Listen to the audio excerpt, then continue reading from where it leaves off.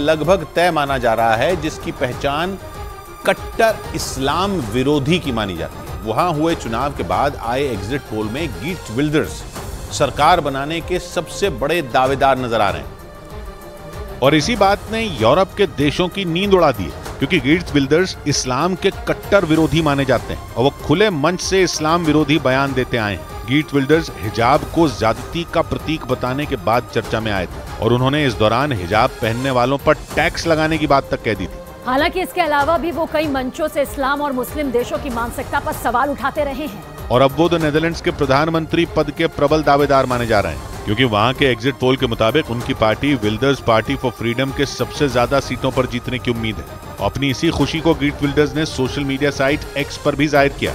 लेकिन माना जा रहा है कि उनकी इसी जीत की खुशी ने यूरोप के देशों को परेशान कर दिया, क्योंकि द नेदरलैंड्स के ये चुनाव ऐसे वक्त में हो रहे हैं जब गाजा में जारी हमलों की वजह से दुनिया के सभी मुस्लिम देश एकजुट हो रहे हैं और यूरोप को इस्लामोफोबिया से डराया जा रहा है। यहां तक कि नेतन्याहू भी ये कह चुके हैं कि अगर हमास का अंत नहीं किया गया तो अगला नंबर यूरोप का होगा। यूरोप पहले से ही मुस्लिम देशों के समर्थन और विरोध के खेमों में बटा हुआ है और माना जा रहा है कि द नेदरलैंड्स से गीट्स विल्डर्स की जीत उस खाई को और चौड़ा कर सकती है, क्योंकि वो ये साफ कह चुके हैं कि वो द नेदरलैंड्स को इस्लाम से मुक्त करने में अपनी पूरी ताकत लगा देंगे। यहाँ तक कि उन्होंने वहां से शरणार्थियों को निकालने की कसम खाई हुई है। मतलब उनके बयान और यूरोप के देशों की विचारधारा एक दूसरे से जरा भी मेल नहीं खाती और माना जा रहा है कि इसी वजह से पूरा यूरोप परेशान है, क्योंकि आशंका है कि इसका असर केवल नेदरलैंड्स पर नहीं पड़ेगा बल्कि दूसरे यूरोपीय देशों में भी इस्लाम विरोधी भावनाएं मजबूत हो सकती हैं। स्वीडन और डेनमार्क में पहले से कुरान के अपमान की घटनाओं पर बवाल मचा हुआ है और ऐसे में गीट्स विल्डर्स जैसे कट्टर इस्लाम विरोधी नेता जीत के बहुत करीब पहुंच चुके हैं। विल्डर्स पूरी दुनिया में न सिर्फ इस्लाम विरोधी बयान देने के लिए जाने जाते हैं, बल्कि वो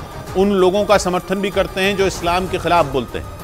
कुछ महीनों पहले जब भारत में बीजेपी नेता नुपुर शर्मा पर पैगंबर मोहम्मद के खिलाफ विवादास्पद बयान देने का आरोप लगा था, तब भी गीट्स विल्डर्स ने उनका साथ दिया था और पैगंबर मोहम्मद पर दिए नुपुर शर्मा के उस बयान को एकदम सही ठहराया था, जिसके बाद गीट्स विल्डर्स का वो बयान पूरी दुनिया में सुर्खियां बन गया था, क्योंकि उस बयान के बाद मुस्लिम देश एक सुर में विरोध में उतर आए थे। लेकिन गीट्स विल्डर्स ने उनकी भी परवाह नहीं की थी, क्योंकि वो पहले से ही पूरी दुनिया में इस्लाम के खिलाफ बोलने वालों का समर्थन करने के लिए जाने जाते हैं। और अपने देश में तो वो इस्लाम धर्म पर पाबंदी लगाने के लिए एक बड़ा अभियान भी चला चुके हैं, जो उनकी कट्टर इस्लाम विरोधी छवि को दिखाता है। इसलिए ये माना जा रहा है कि उनका जीतना यूरोप के कई देशों के लिए सिरदर्द बन सकता है।